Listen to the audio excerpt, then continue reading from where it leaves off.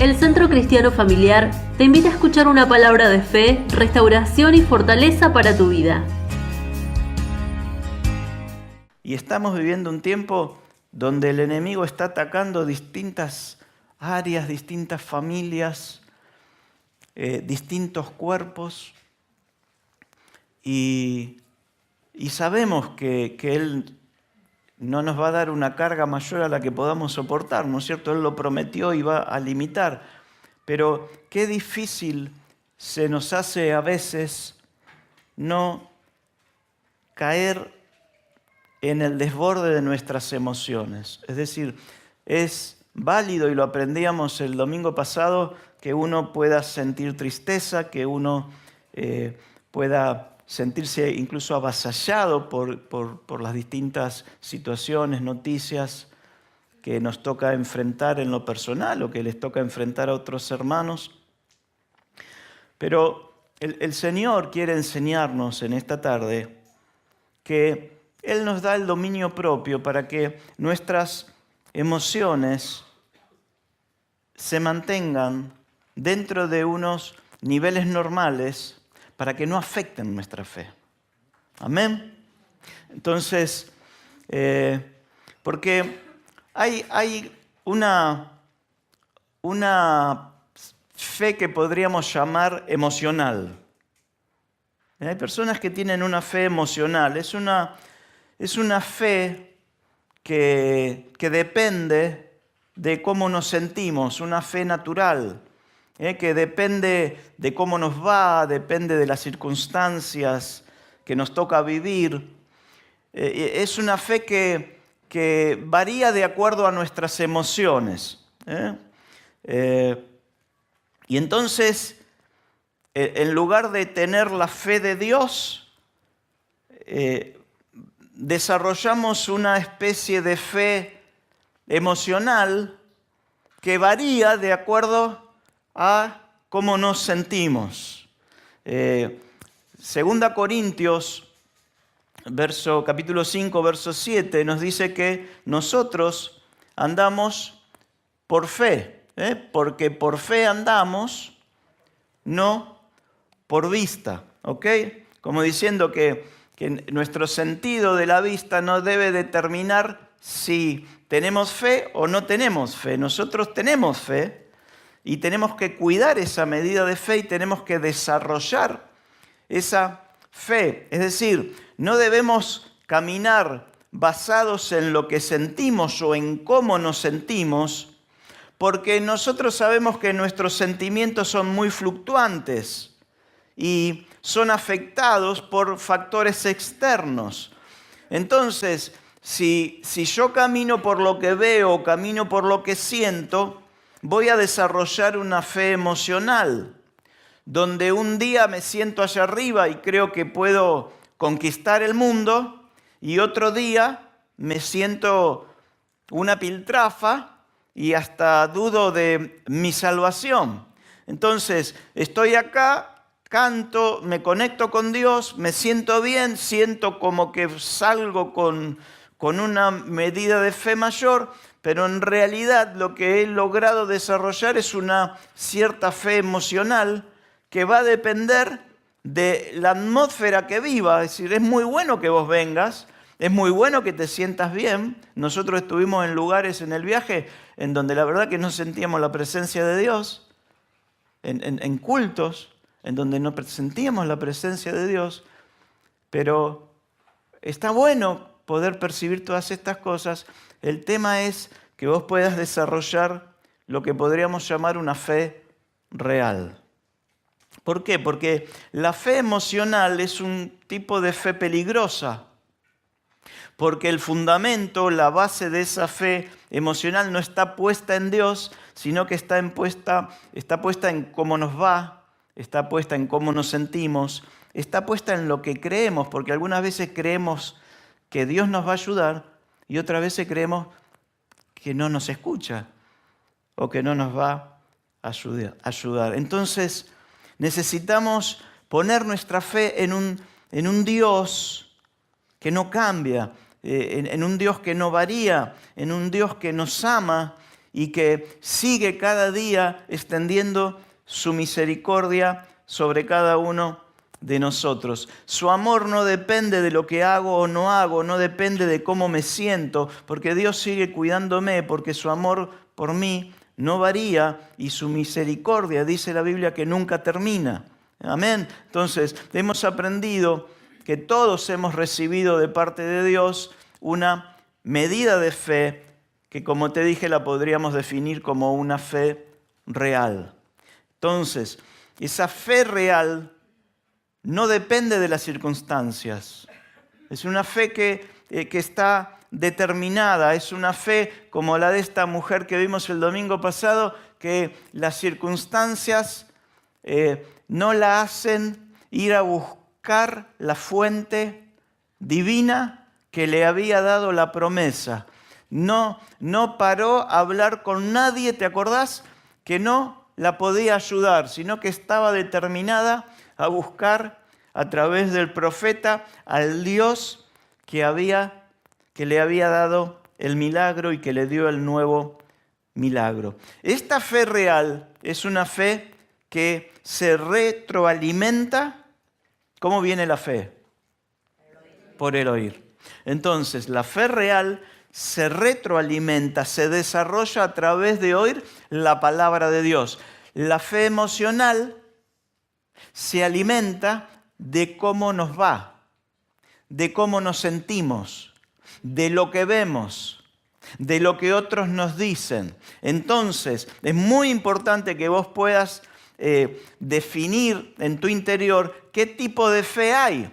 Porque a lo mejor, sin darte cuenta, vos desarrollaste una fe emocional y entonces un día es como un sube y baja de fe, que un día te sentís allá arriba, otro día te sentís allá abajo, y estamos aprendiendo que Dios nos dio una medida de fe que hace que al escuchar la palabra, al oír la palabra, esa fe esté firme en Dios. Esta fe real no necesita sentir nada. No necesita sentir nada. Lo único que necesita escuchar es la palabra de Dios. Es una fe que cree en un Dios que cumple sus promesas.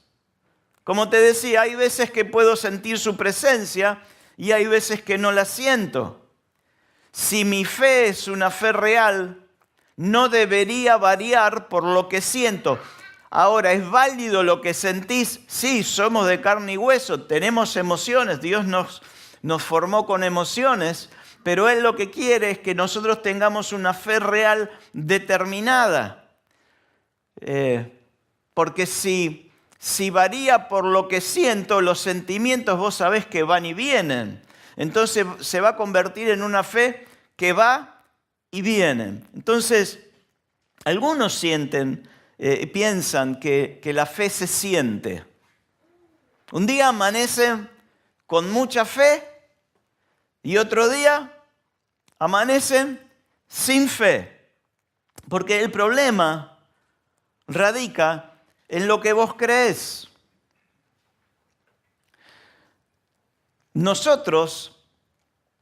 Lo que nosotros sentimos en nuestro cuerpo, no sé si vos sabés de qué depende. No sé si sabés cómo funciona todo el sistema de la percepción de lo que nosotros percibimos. Sabés que nuestro cerebro es el encargado de recibir toda la visión, a través de la visión, a través de nuestro cuerpo. Toda esa información va a nuestro cerebro. Y así radica el control central de nuestras emociones. Nuestro cerebro es el encargado a través de las hormonas y a través de ciertos químicos de estabilizar nuestras emociones. Algunos definen al cerebro como la mayor farmacia que existe. En un pequeño órgano llamado hipotálamo se fabrican las respuestas emocionales este órgano es el encargado de crear unas partículas llamadas péptidos que se combinan con otras hormonas, y esta combinación podríamos llamar de fármacos, se descarga hacia la sangre con pequeños, como una tormenta eléctrica, y ahí vienen las distintas sensaciones que nosotros tenemos en nuestro cuerpo. Entonces nuestro cerebro crea estas combinaciones, y nuestras células son las que se acostumbran a recibir cada una de las emociones. Temor, alegría, angustia, ira, envidia, generosidad, pesimismo, optimismo. Por eso muchas veces vos pasás de un optimismo hacia arriba ¿a qué? A un pesimismo extremo. Y vos decís, pero si hace 15 minutos hablé con vos por teléfono y estabas allá arriba. Bueno, ¿qué pasa si me baja uno de estos químicos o una hormona? Bueno, mi cuerpo entiende que hay un desequilibrio, entonces de repente se entristece, y por ahí no tenía ningún motivo para entristecerse, pero se siente triste. Entonces viene alguien y te dice, ¿por qué estás triste? Claro, si vos supieras más de química, no, porque el péptido tal me bajó y entonces la hormona tal pasó para tal lado, entonces me siento así por un motivo químico. Y algunas veces cuando esto sucede en nuestro interior, uno llega a percibir como que la fe se bajó. Y en realidad lo que perdí, ¿qué fue? Algún químico, alguna hormona que me hizo tener una inestabilidad emocional, y no fue un tema de fe. Ahora, ¿qué pasa si mi fe está basada en lo emocional? Cuando ese químico se altera por cualquier causa, ahí sí puedo decir que siento que la pierdo, porque es una fe sentimental basada en las emociones. La medida de fe que recibí de parte de Dios es mucho más que la química de mi cerebro o las tormentas que pueda generar mi cabeza y mandar al cuerpo. Es una fe real que me permite seguir creyendo, me sienta como me sienta. Hola. No sé si está cuando los sentimientos, dice así, la que sigue, o es un versículo. Cuando los sentimientos... No, está bien, sacalo. Quiero que grabes esto, mira. Cuando los sentimientos que percibe mi cuerpo percibe cosas, son contrarios a lo que creo. Cuando mi cuerpo percibe cosas que se enfrentan a lo que yo creo, comienza en mi interior una lucha espiritual. Yo creo que Dios me sanó. Yo creo que Dios tiene un nuevo trabajo para mí. Yo creo que Dios tiene la pareja para mi vida. Yo creo que Dios tiene la solución para la crisis que estoy enfrentando. Ahora, cuando la información que me llega va en contra o no coincide con lo que yo creo, se me produce un choque espiritual, una batalla espiritual, una batalla en mi interior que la fe real debe vencer. Porque si es una fe emocional, ¿qué sucede? Me deprimo. ¿Comprendés cómo funciona? Entonces, la fe real está basada en la palabra de Dios, no en mis emociones o mis estados de ánimo. Tiene fe, uno tiene fe aunque no sienta nada.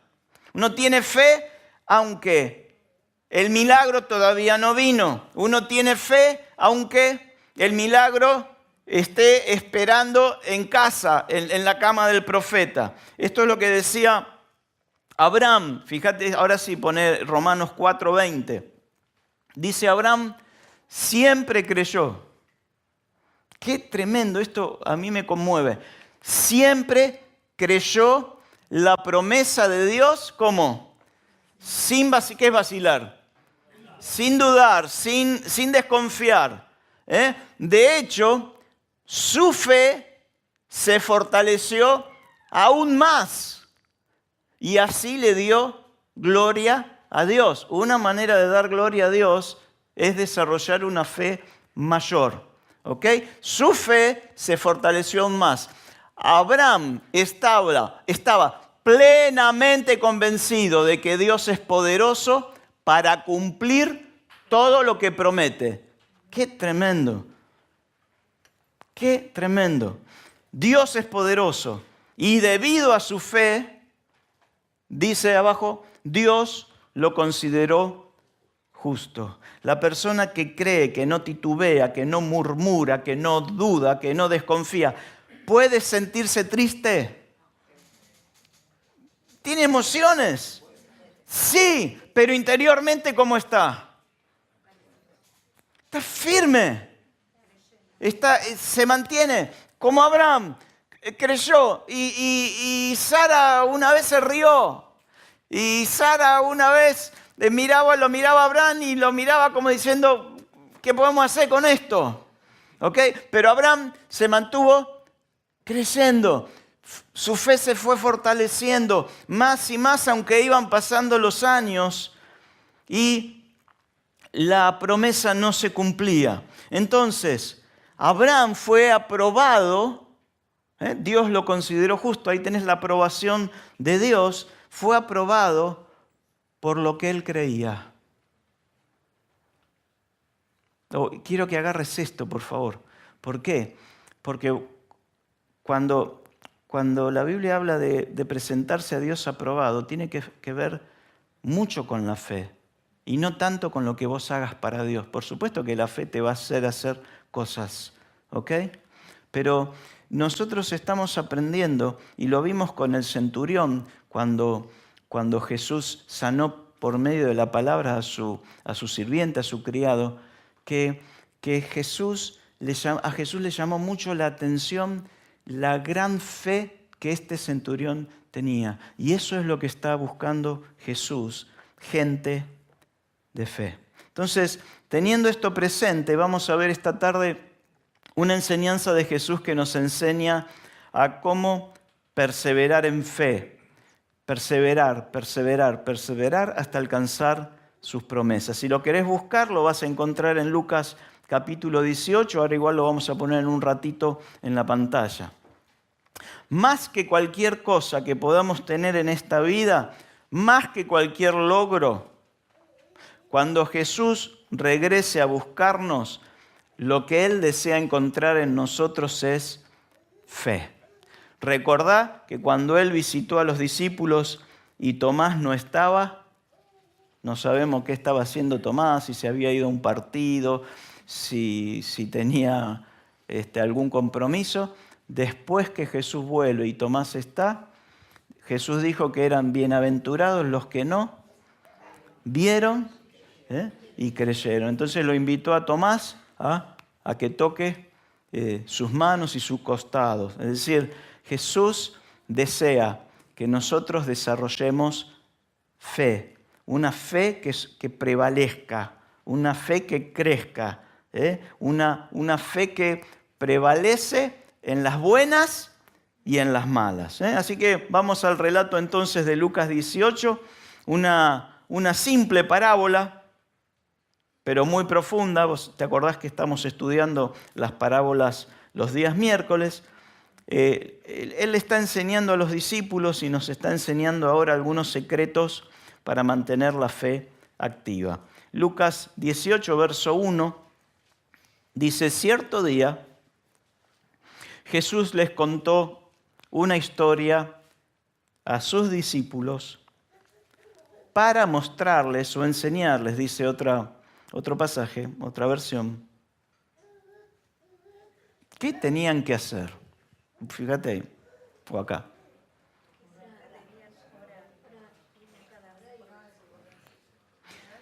¿Qué tenían? Que orar.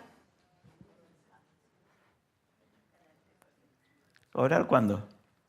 Daniel oraba 3 veces por día. Jesús dice, si ustedes quieren desarrollar una fe que persevera y quieren alcanzar las promesas de Dios, lo que tienen que hacer es orar siempre y no desmayar. Y nunca darse, no sé si hay otra versión. Sin desanimarse. Sin desanimarse. Podemos terminar acá. La introducción del relato ya me resulta apasionante porque Jesús va a enseñar algo que siempre debemos hacer. Vos decís, algunos estamos buscando la voluntad de Dios. Señor, ¿cuál es tu voluntad? Bueno, acá tenés una voluntad de Dios. Ahora, esto no quiere decir que vos estés en la oficina sentado y en lugar de trabajar, te pongas a clamar por tu casa, por tu departamento, por tu sanidad, lo que sea. Esto significa que siempre estés conectado. Que siempre estés conectado. Que tus pensamientos estén concentrados en Dios. Y que aquello por el cual vos estás pidiendo y mientras no venga, no te desanimes, no te des por vencido, ¿ok? Te mantengas haciendo lo que Jesús te dijo que tenías que hacer. Y entonces les contó una historia, una enseñanza. Dice que había un juez en cierta ciudad que no tenía temor de Dios, cualquier semejanza. Es pura coincidencia. No tenía temor de Dios ni se preocupaba por la gente. ¿Ok? Ahí lo tenés. Seguimos. Había una viuda de esa ciudad, acudía a él repetidas veces para decirle, hágame justicia en este conflicto con mi enemigo. Durante un tiempo el juez no le hizo caso, hasta que finalmente se dijo a sí mismo, no temo a Dios, ni me importa la gente, pero esta mujer me está volviendo loco. Me ocuparé de que reciba justicia porque me está agotando con sus constantes peticiones. 6. Entonces el Señor dijo, aprendan una lección de este juez injusto. Oigan, otra versión dice así, oigan lo que dice este juez injusto.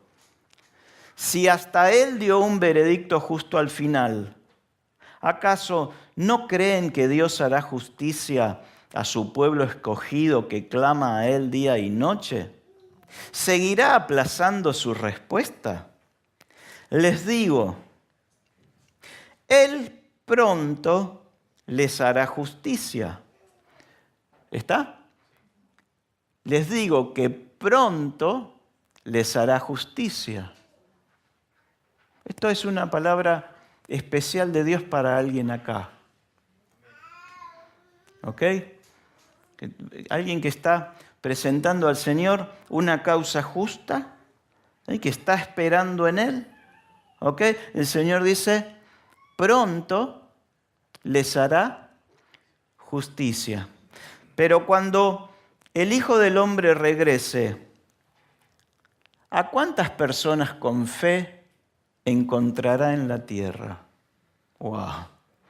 ¿Qué significa esto? ¿Qué le gustaría encontrar a Jesús? ¿Qué es lo que Él está buscando? Gente con fe. Amén. Entonces, Jesús, ¿cuántos personajes encontrás en la historia? Hoy me voy a mover un poquito con vos. A ver, ayúdame a estudiar el pasaje. ¿Cuántos personajes encontrás en la historia que Jesús narró? El primero que aparece es un juez. Muy bien. ¿Qué característica tenía este juez? Un tipo injusto. Ok. Otra persona que aparece en el relato. Muy bien, la viuda. ¿Y otra persona que aparece en el relato? El enemigo. Perfecto. Ahí tenés los tres personajes, cada uno tiene su protagonismo. ¿Ok? Ahora, Jesús está utilizando una forma de enseñanza que va a los opuestos, es decir, a los extremos. Él no utiliza la comparación, sino los opuestos. Es decir, esta mujer le está pidiendo a un juez que es injusto, entonces Dios no puede ser ese juez, porque nosotros sabemos que Dios no es una persona injusta. Así que Dios lo que está diciendo es, si hay un juez injusto que está escuchando una demanda y de alguna manera él escucha esa demanda, ¿cuánto más Dios va a escuchar lo que ustedes le pidan? ¿Se entiende? Te lo aclaro porque si no vamos a ver qué papel juega cada uno. Entonces, es importante para obtener una mayor revelación que conozcamos lo que representa la viuda y el juez. Es decir, en la mente de los discípulos en esa época, porque Jesús, como te decía, va a utilizar situaciones extremas para dejarnos una muy buena enseñanza. Jesús va a hacer un contraste, ¿ok? Las viudas en aquel tiempo la pasaban muy mal. Cuando quedaban viudas, el sistema las apartaba. Perdían sus derechos. Ahora, Dios le había pedido a su pueblo que se ocupe de las viudas. Y Jesús en un momento reprendió a los religiosos en ese tiempo porque dice que se abusaban de las viudas. Así que la viuda en ese tiempo directamente no eran consideradas, eran las personas más indefensas de la sociedad hebrea. Yo quiero que vos pienses lo que estaba en el pensamiento de los discípulos cuando Jesús habla de una viuda. La mayoría de las veces la gente se aprovechaba de ellas. Y muchas veces lo que hacían con ellas era ilegal, porque ellas no tenían derecho de ir a la corte. Cuando perdían al marido, perdían su posición y perdían su estatus en la sociedad. Entonces, cuando Jesús introduce a esta mujer en su relato, está hablando de la persona más desprotegida, de la persona que no tenía feeling con las demás gente, ni con el gobierno, ni con el sistema judicial, ni con el sistema religioso. Y también recordá que en esa época ella formaba parte de una cultura donde la mujer era considerada de segunda clase. El otro problema que tenían era que no podían ir a la corte. El que tenía que presentar el problema ante los jueces era el esposo. Y encima era pobre. Entonces, los jueces injustos no las atendían porque sabían que no tenían dinero para pedirle. Por eso era de extrañarse, no era de extrañarse que las viudas nunca recibieran la protección que se suponía la ley les tenía que dar. Y para el pueblo de Israel eran directamente una carga económica. Así que nadie estaba a su lado, lo único que podía hacer era reclamar justicia, pero normalmente no eran escuchadas por lo que te dije. Entonces cuando los discípulos escuchan que hay una viuda en el relato, sus pensamientos se van a lo que ellos creían que pasaban con las viudas, a lo que te comenté, a lo más bajo de la sociedad. Por el otro lado, Jesús dice que había un juez y los jueces formaban parte de lo más alto de la sociedad. Y entonces Jesús los lleva con un personaje a un extremo y con otro personaje al otro extremo. Y les dice que este juez era injusto. ¿Cómo lo define? Es muy simple. Iba contrario al primer mandamiento. ¿Cuál era el primer mandamiento? Amarás al Señor tu Dios, ¿te acordás? Con todo tu corazón. ¿Y el segundo mandamiento cuál era? Amarás a tu prójimo como a ti mismo. Bueno, este juez no obedecía ninguno de estos dos mandamientos, porque dice que no amaba a Dios, no respetaba a Dios, ni tampoco consideraba o amaba a la gente. Y el tercer personaje que aparece en el verso 3 es el enemigo del adversario. Vos sabés que en la palabra adversario es Satanás, literalmente, cuando se habla de adversario o enemigo en la palabra.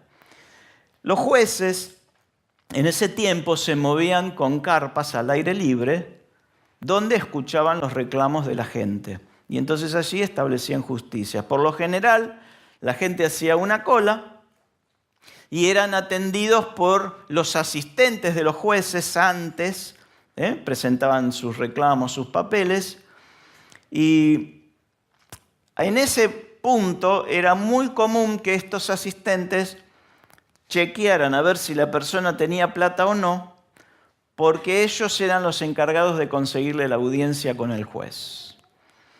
Entonces, si vos no tenías plata, lo que hacían era cajonearte tus papeles para que vos no puedas llegar a ser atendido. Así que te decía que el juez no representa a Dios, porque el juez no sentía amor por nadie, era malo, era descortés, era despiadado e injusto. Y entonces Jesús presenta lo más bajo de la sociedad y lo más alto de la sociedad, pero despiadado, sin amor, sin respeto por las personas.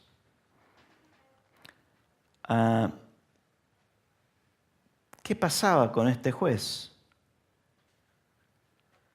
Este juez no quería tener ningún tipo de relación con la viuda.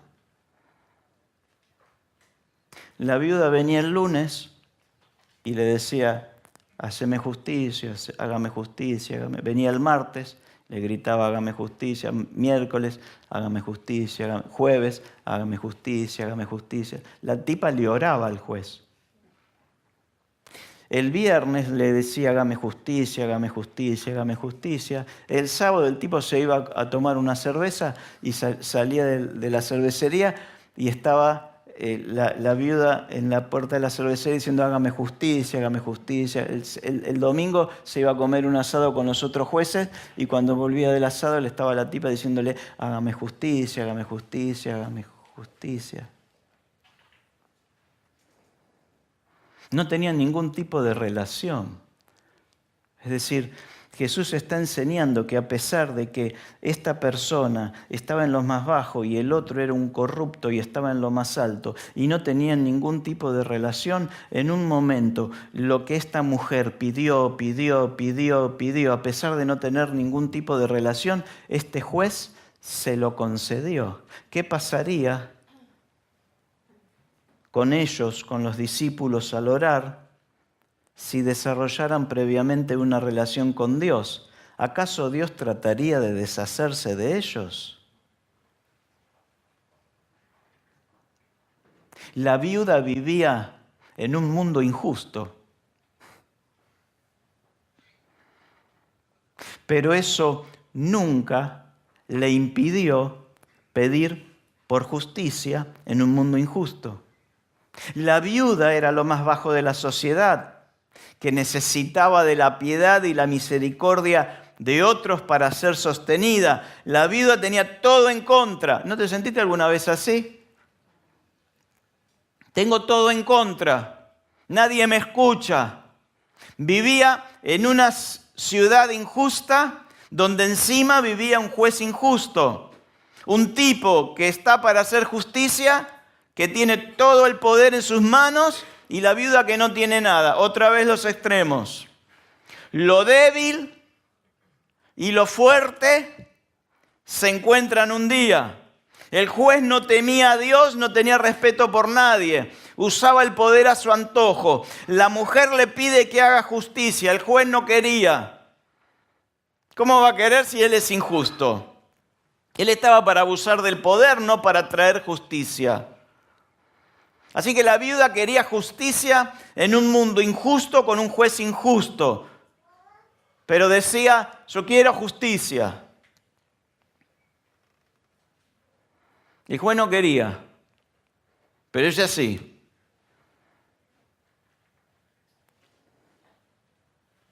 Ahora, la viuda era un ser débil por fuera, pero por dentro era una roca. Por fuera vos la veías a la viuda, pobrecita la viuda, nadie la atiende, pero por dentro la viuda estaba determinada a que se haga justicia, determinada a que le respondan su pedido. La viuda por dentro era firme. Ella se determinó, ¿te acordás como la mujer del flujo de sangre?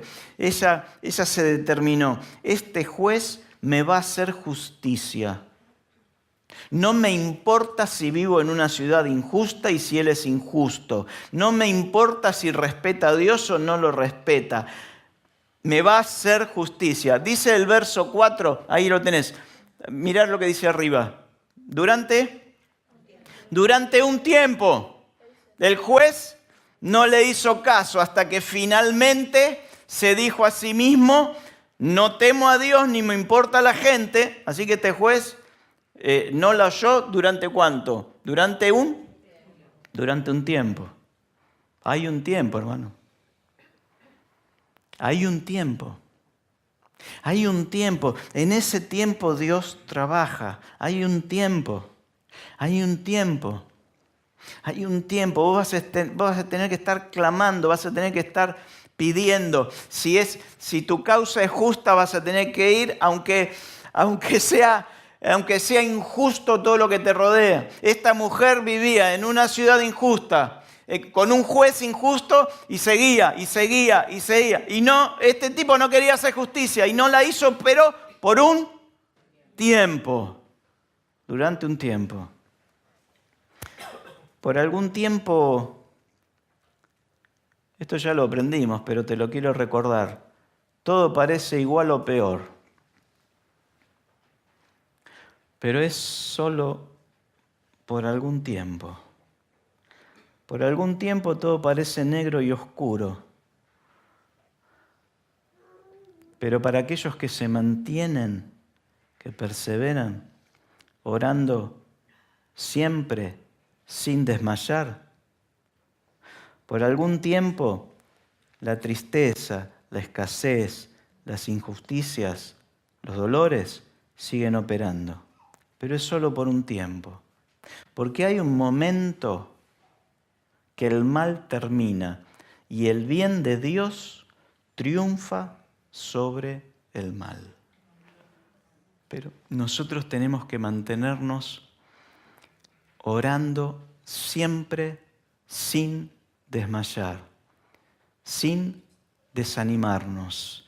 La viuda durante ese tiempo se mantuvo firme, mantuvo sus convicciones firmes. Hazme justicia de mi adversario, hazme justicia de mi adversario.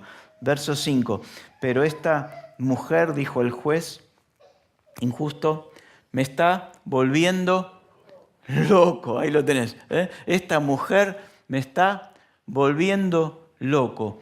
Me ocuparé de que reciba justicia porque me está agotando con sus constantes peticiones. Hay un momento donde el juez se quiebra. Amén. Dice que él, arriba dice que él no quiso por algún tiempo. Pero después de esto, el juez tuvo un monólogo interno. ¿Lo ves ahí? Se dijo ¿Cómo se dijo? Se dijo a sí mismo. Es decir, ¿qué se dijo a sí mismo? Sí.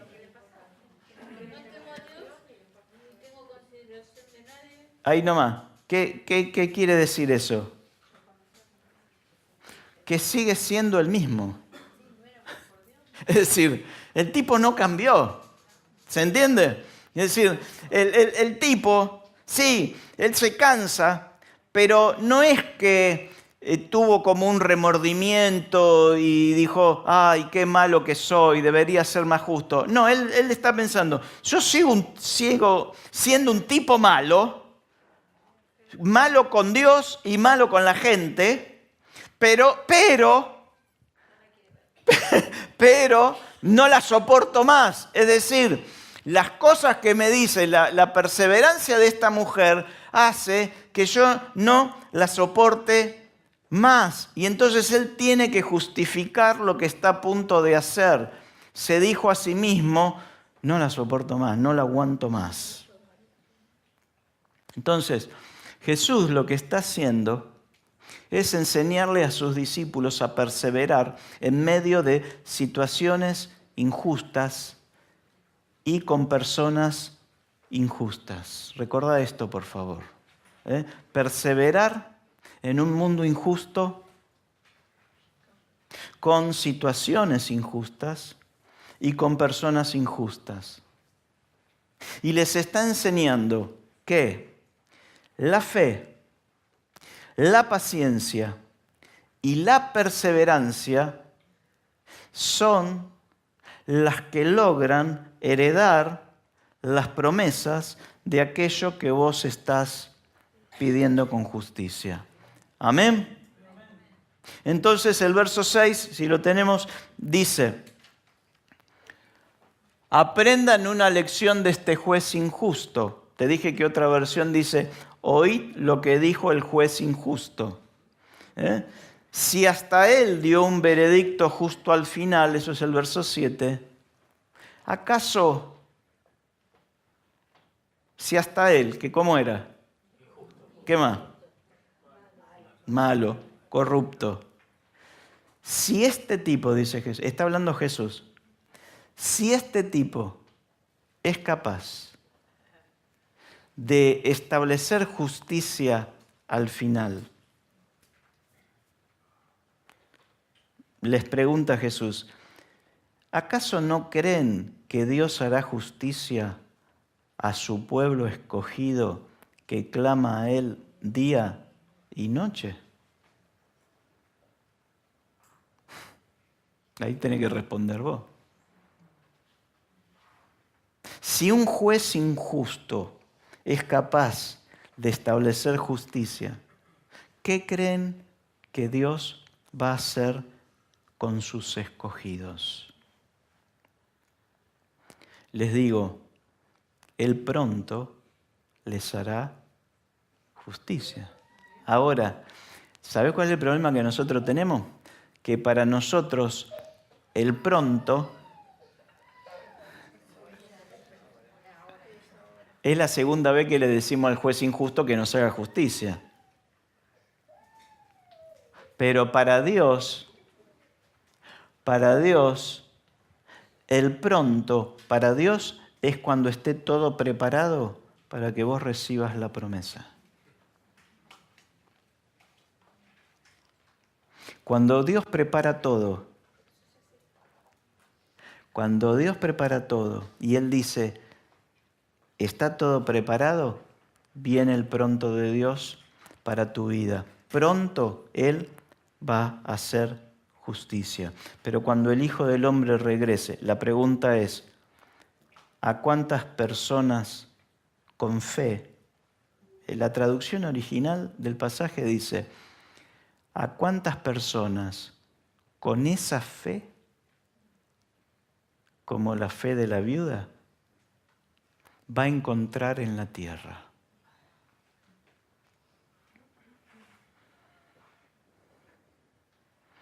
Entonces, cerrando, Jesús puede descubrir ¿Qué medida de fe yo tengo?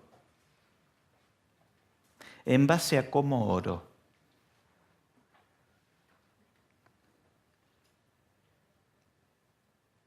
Hola.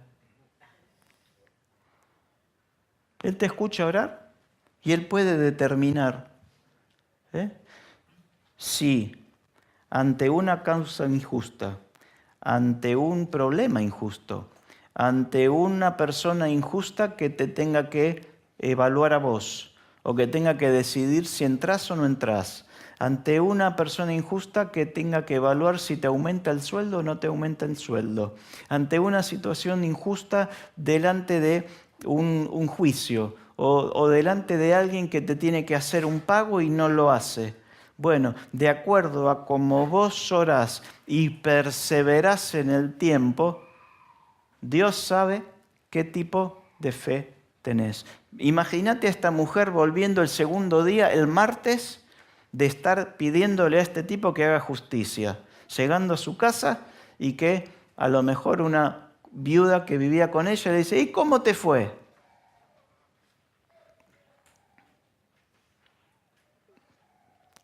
¿Qué te parece?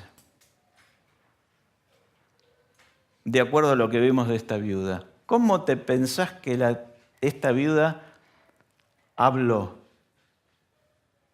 ¿Te acordás el criado de Eliseo que le preguntó a la mujer sunamita, ¿está todo bien? Y tenía el hijo muerto en el dormitorio. ¿Y ella qué le dijo? Shalom, paz. Con vos no tengo nada que hablar. Algunas veces nosotros tenemos oraciones hermosas, pero cuando dejamos de orar y empezamos a hablar con otra persona, lo que decimos no coincide con lo que oramos. ¿Estuviste algún? Yo estuve ahí. ¿Ok? Vos estás pidiéndole al Señor por una necesidad. De repente hay un momento en la vida familiar, nosotros lo experimentamos, en que era necesario para servir al Señor un auto. Y entonces nos ponemos a orar por un auto y de repente, al poco tiempo, en lugar de estar esperando que venga el auto o que vengan los recursos para el auto, estamos y al final, no, mirá, sí, o estás en el colectivo con los chicos o estás meditando y en lugar de estar declarando y orando fervientemente por aquello que es una necesidad y que es justo para tu llamado, en lugar de estar hablando fe, te encontrás bombardeando la oración que hiciste hacía una hora, con tus palabras. Estás orando por tu esposa, te la pasás orando, te la pasás orando, te la pasás orando fervientemente y de repente cuando llegás a casa empezás a bombardear con tus palabras todo lo que estuviste orando durante el día.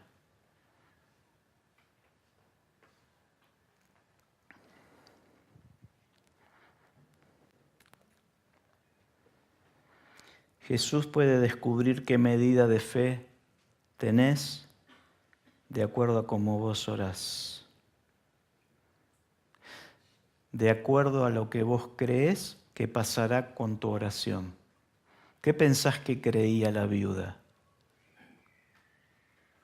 Era terca esta, ¿eh?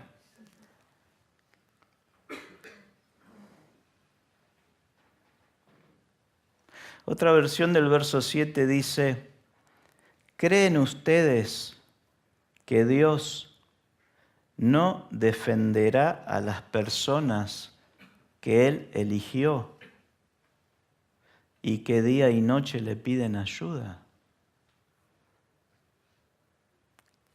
¿Creen que tardará Él en responderles?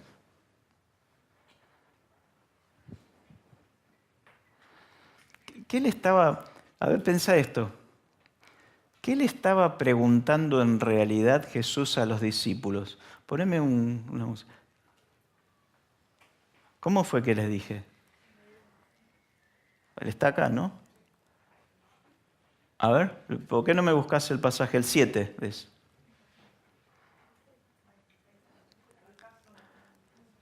¿Acaso? Ajá. ¿Acaso qué? ¿Cuál es qué le estaba preguntando? Claro, ¿qué? Claro, pero ¿qué le está preguntando? ¿Qué? ¿Qué creen?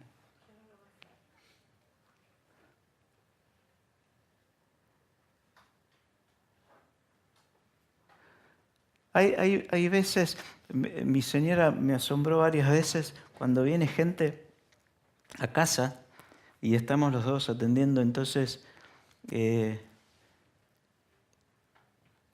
le pregunta a la persona, ¿vos qué crees? Y uno me dijo como que, ¿qué crees? Porque de acuerdo a lo que creo.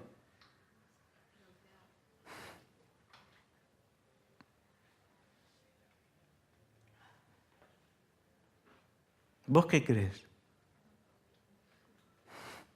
¿Y ustedes qué creen? ¿Ustedes creen que Dios hará justicia con ustedes?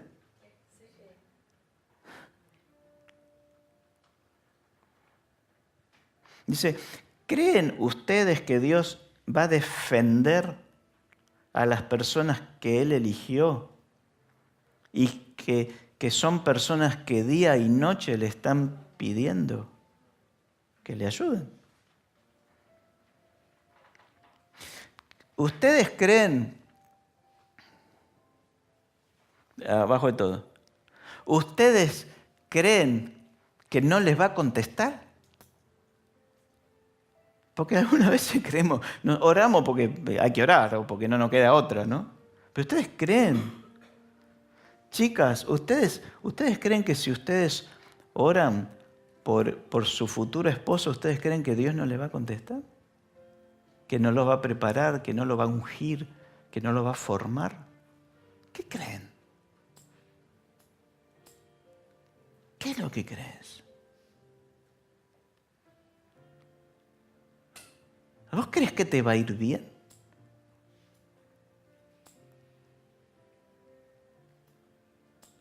¿O crees en la fatalidad? ¿Qué es lo que crees?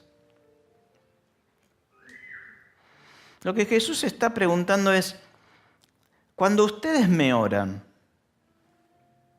cuando ustedes me piden, ¿qué es lo que ustedes verdaderamente están creyendo?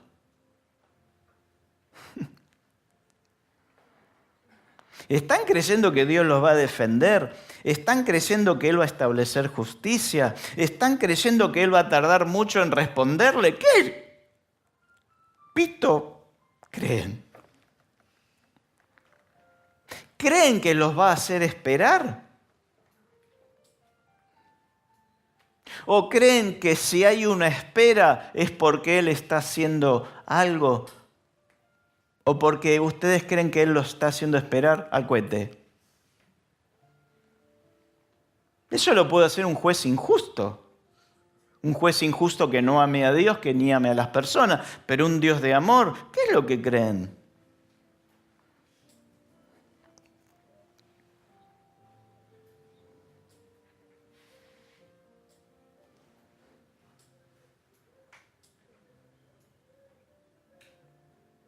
Porque, busca el 8, el que sigue creo que es, ¿no?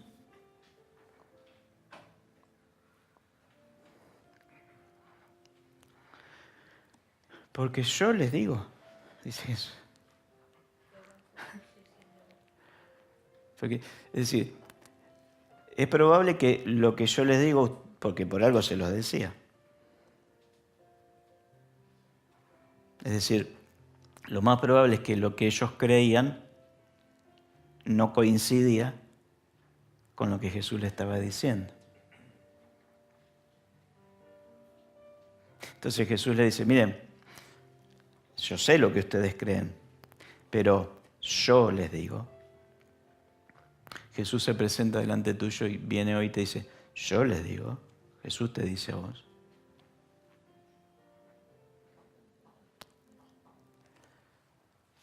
Que pronto te va a responder.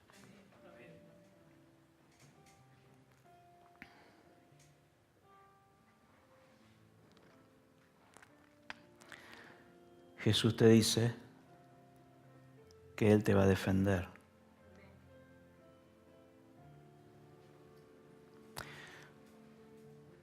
¿Sabes lo que Jesús les estaba diciendo?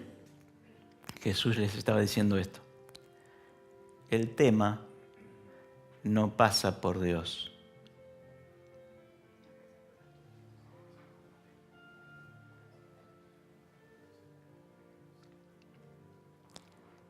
El tema pasa por lo que yo creo.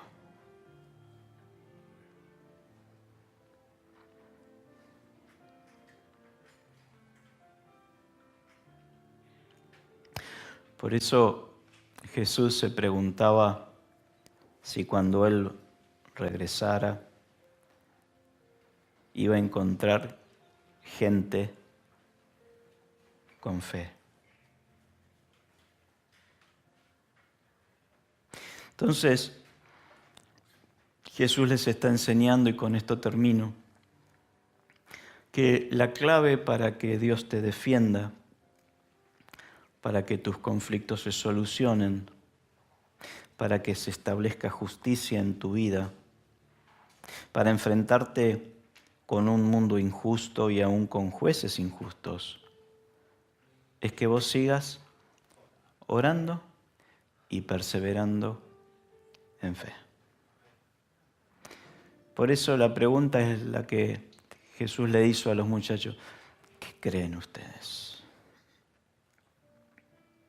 ¿Qué creen que Dios hará con aquellos que Él mismo escogió?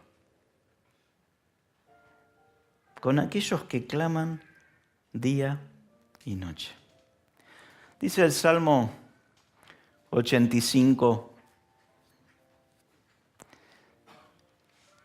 la misericordia y la verdad se encontraron. 85:10 para los que anotan. La justicia y la paz se besaron. La verdad brotará de la tierra y la justicia mirará desde los cielos. Jehová dará también el bien y nuestra tierra dará su fruto. La justicia irá delante de él y sus pasos nos pondrá por camino. Salmo 85, 10 al 13. Quiero que cierres tus ojos ahora. Y quiero invitarte por un momento a que reflexiones. Te desafío, en el nombre del Señor, a que cambies lo que estuviste creyendo hasta ahora. Y que comiences a creer lo que Jesús te prometió en su palabra. Él te habló de justicia, de paz, de misericordia, de verdad. Te habló de bien, te habló de fruto.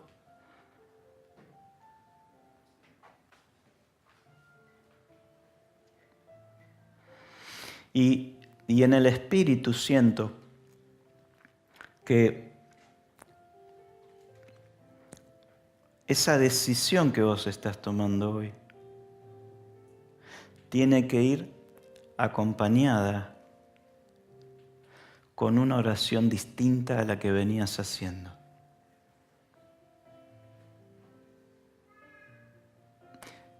¿Qué crees? Te pregunta Jesús hoy. ¿Qué crees? ¿Qué crees? ¿Qué crees? ¿Qué crees?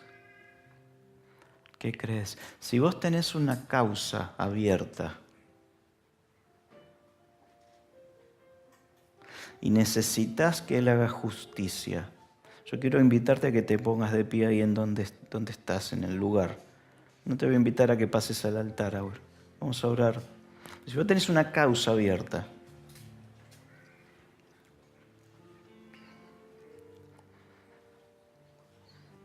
si sentiste que estás siendo tratado injustamente por quien sea, por un notario, por un juez, por un esposo, por una esposa, por un líder, por una situación. Y vos hoy crees que Dios va a establecer justicia. Vos hoy crees que Él va a escucharte y que va a responder conforme a sus promesas. Yo te invito a que te pongas de pie. Hacelo ahora. Hacelo ahora. Hacelo ahora. Él va a establecer justicia. Pero lo que Jesús le estaba diciendo a estos muchachos, ustedes tienen que aprender a creer. ¿Qué creen? ¿Qué estuvieron creyendo? Bueno, tienen que creer. Si Dios es bueno, amoroso, misericordioso y tiene una relación con ustedes, ¿cómo no va pronto a responderles?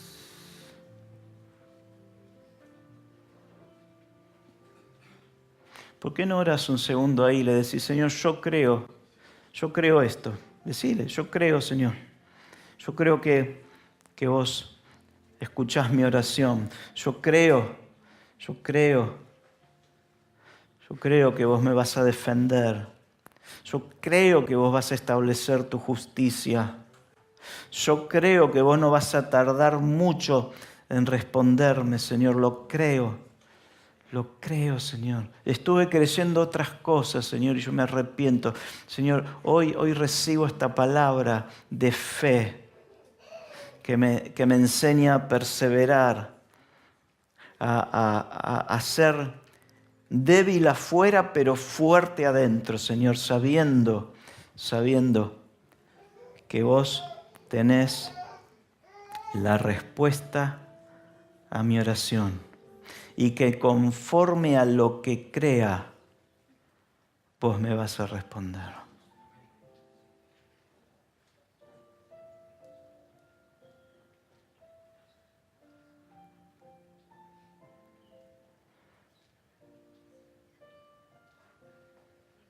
¿Por qué no nos ponemos todos de pie? Si quieren pasar los adoradores un momento.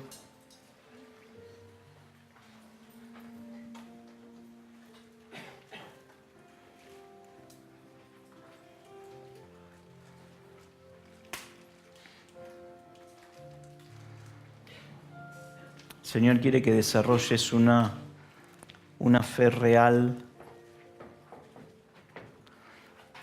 una fe que no dependa de las emociones, una fe que te lleve a creer, aunque estés rodeado de injusticias, aunque estés rodeado de jueces corruptos, de jefes corruptos. Presenta tu causa delante del Señor y cree, orá, hazme justicia. ¿Por qué no decís esto? Señor, hazme justicia. Hazme justicia, Señor. Hazme justicia.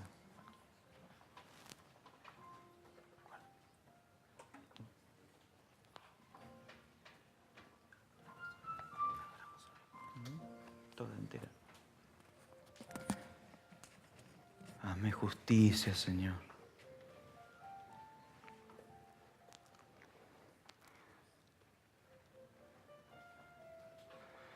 ¿Sabes qué? Creo que la perseverancia de esta mujer estaba basada en lo que ella creía. Ella creía que el juez injusto iba a ser justo con ella. Y eso es la fe. Que aunque tenga todo en contra, yo voy a ver lo que creo. Voy a ver lo que creo. ¿Por qué no declaras esto? Voy a ver lo que creo. Pronto. Pronto. Amén. Amén.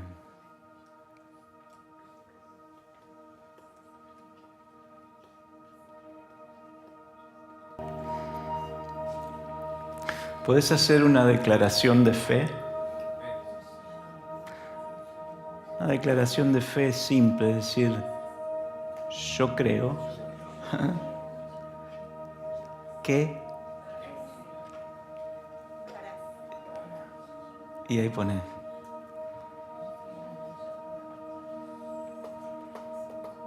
Decilo. Yo creo, Señor, yo creo.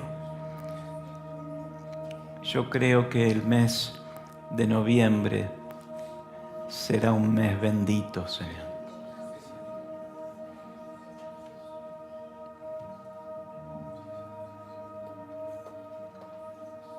¿Qué crees? Dijo Jesús. ¿Qué creen, che? ¿Ustedes qué creen?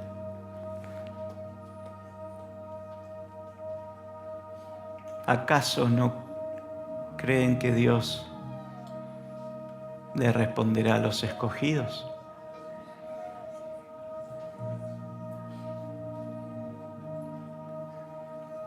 ¿Crees que Dios tiene un lugar mejor para vos, para tu familia?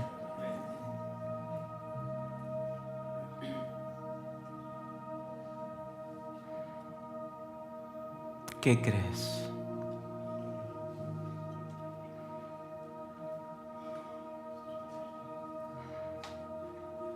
El Señor, por su parte, te dice que pronto hará justicia.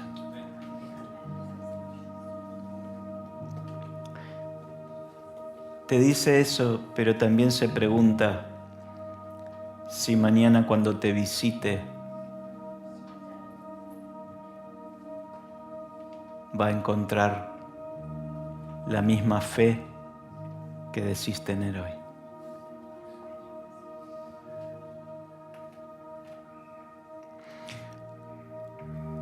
Padre, gracias porque eres un Padre bueno que nos escogiste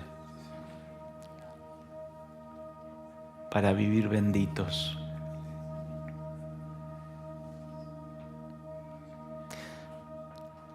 Caminaremos contigo este mes de noviembre, Señor.